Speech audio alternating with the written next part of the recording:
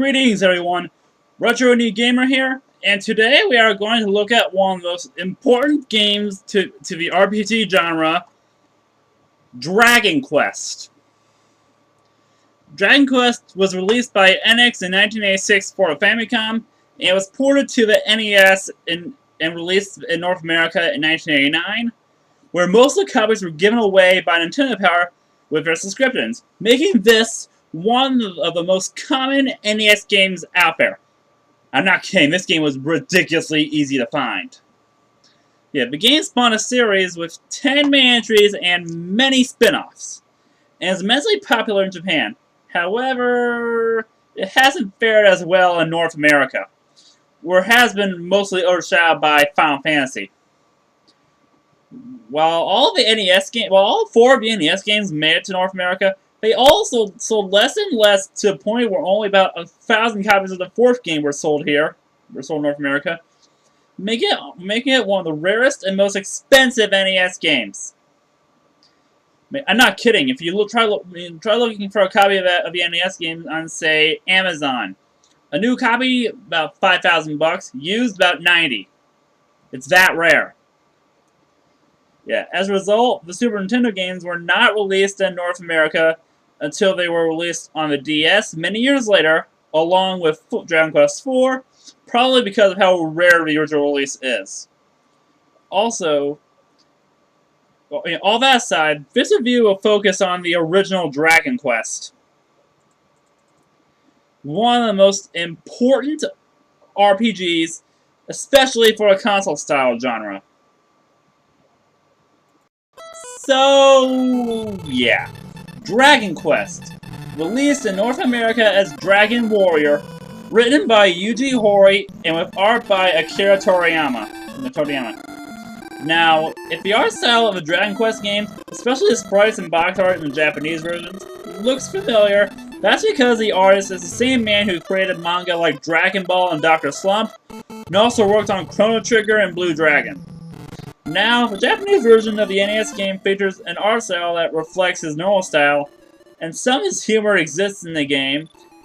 Humor that is present in some of his early works, such as Dr. Slump and the early volumes of the Dragon Ball manga. Yeah, as you might tell, I love his stuff. But anyway, the basic premise is that you are a knight who is ascended by a hero from a hero named R.I.G, known as Rado in the Japanese version, who is tasked to save Princess Gwendolyn and the thief Dragon Lord, who stole the Ball of Light. Yeah, it's not much, but it was the first RPG with a story at the time that was important to the game itself. I mean, if you've played or seen some of the older PC-style RPGs, such as the Wizardry and Ultima games, you'll notice that the story has little importance and is usually mentioned once in a manual and never again. Dragon Quest is the first RPG where the story, as simple as it is an important part of the gameplay and not just a footnote in the manual or something. And an interesting note is that R.I.G was referenced in the NES version of Final Fantasy in the graveyard in the Elf Village. However, this only existed in the North American version, as the grave in the Japanese version references Link from the Legend of Zelda series, which actually makes a lot more sense. And that's stuck in later versions of the game, but this is about Dragon Quest, not Final Fantasy. Now, the graphics are pretty good for the NES. They are pretty detailed and are as good as they could be at the time. However, the graphics do differ from the Japanese version, and I'll get into the differences later. They have aged pretty well. One of the few things in the NES version that has aged well. The battle system is another part that has aged well. It uses a front view and uses a simplistic menu where you select your attacks and spells to use on your enemies, or you when you need to heal. It's nothing much, but differed from the systems used in older games where all spells have to be typed in. This is simplified for the NES, not because of the lack of a keyboard, as Japanese Famicom did have one, but to make the menus more user-friendly, and later ports of the Wizardry and Ultima games for the NES were released with the additional features introduced in Dragon Quest. Now, if you are familiar with the RPG Maker programs, you'll know that the default battle system since RPG Maker XP is a front view system, And I assume that's because this game used it. While I think Wizardry also used a front view battle system, the system in Dragon Quest definitely differs from the battle system in the Ultimate games, which uses a system that would inspire strategy RPGs like the Ogre Battle series, which would in turn almost directly inspire Final Fantasy Tactics. It has aged much better than the battle system in the NES version of Final Fantasy, which is funny as Final Fantasy came out later. The basic UI, on the other hand, has not aged well. When you want to talk to someone, open a chest, or anything really, you have to select the action from the menu, including going downstairs and opening locked doors. Yeah, an example of a primitive UI that almost ruins the NES game, make it feel extremely primitive. Fortunately, this has been fixed in later versions of the game, which is definitely a good thing. Now, there are many differences between the Japanese and North American versions of the NES games. The first is that the graphics were completely redone in the NES version. In the Famicom version, the character only faces front no matter what direction you move in, giving the game a more comical feel, which makes sense considering who the artist is, as most of Akira Toriyama's manga are gag manga. There are also many parts that were censored in the North American release, which is normal for games in North America at the time. And if you're familiar with Akira Toriyama's humor in his early works, you'll know exactly why it was censored. Now, there are three other things I've noticed. One is that when you want to talk to someone, you have to select the talk option and then select the direction of the person you're talking to. The names are also different between the two versions. For instance, the Dragon Lord is called King Dragon in Japan, Erdrick is known as Rado, and Princess Galen is called Laura, just to name a few. Number one is the dialogue. Dialogue in North American releases is in Old English, which doesn't exist in the Japanese version. And that version, along with later releases in North America, has a more contemporary form of speaking in the dialogue. I guess it did the whole Old English thing in North American version just to be funny.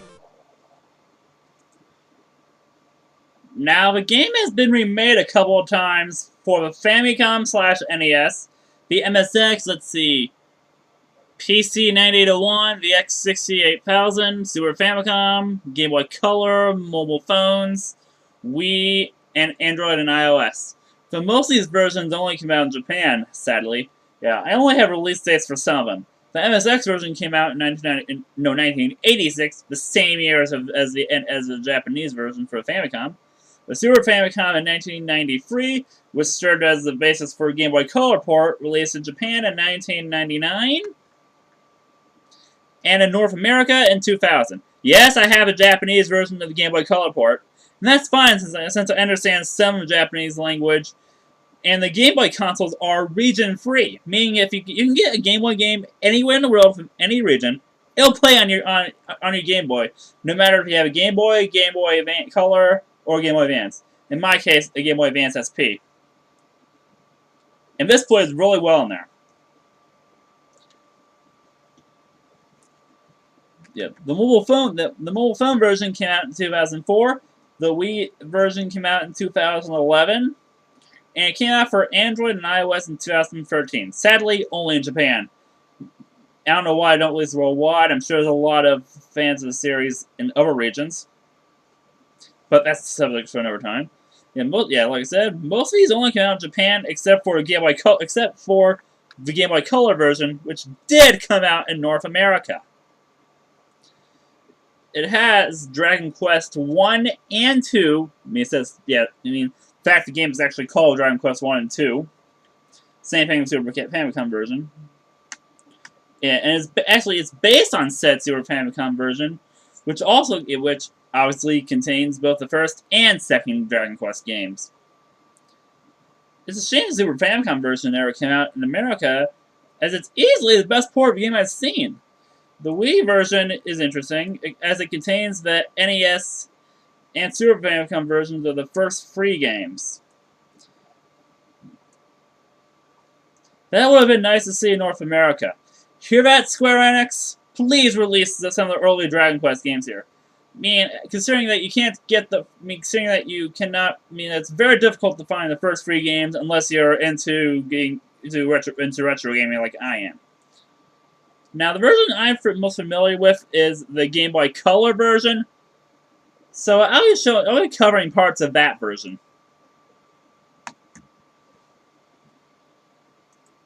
The first thing you'll notice is that there is an animation showing the Dragon Lord, renamed Draco Lord in the US release, stealing the Ball of Light and his monsters kidnapping Princess Laura, who has her original name.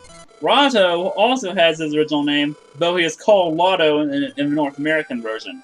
However, they are pronounced the same in the Japanese language. Another nice thing is that the UI has gone through significant upgrades. You can still select different actions from the menu, but you can also press a button to perform some of the actions, such as talking and opening locked doors. And using the stairs is done automatically. Oh, and you can also open treasure chests with a button. Now, if you're looking for the original Dragon Quest and you live in America, get the Game Boy Color version, as it has a much better UI than the NES version, and the cartridges are likely in better shape, as a lot of these ones are not in good shape anymore. Mostly from the whole blowing on the cartridges thing, which actually causes damage to these things. And I suspect, given the state of this cartridge, it probably fell victim to that. I mean, it still functions, but these are in much better shape because these cartridges are newer. I mean, these are like only 14 years old compared to like 25. Actually, yeah, these cartridges are 25 years old. Anyway. However, if you have a Super Nintendo, and you can understand Japanese language a bit, or if you're familiar with the other versions of the game, most notably this one, get that version, as the graphics and gameplay are phenomenal in the Super Famicom version. It's not terribly hard to play Super Famicom games on Super Nintendo. It does require some slight modifying, or using certain peripherals. I mean, I hear a Game Genie can help. Now, a bonus of those particular versions is that they also include Dragon Quest II. So if that's not an incentive, I don't know what is. Well, that's Dragon Quest for the NES and Game Boy Color. My final score for the NES version is a 6 out of 10, average, and the Game Boy Color version gets a 9 out of 10, excellent. It's a great game, and it is an important part of gaming history. If you like the video, feel free to subscribe and follow me on Twitter for updates on videos and games. If you have a game or series you want me to cover, let me know in the comments or on Twitter. Well, until next time, everyone.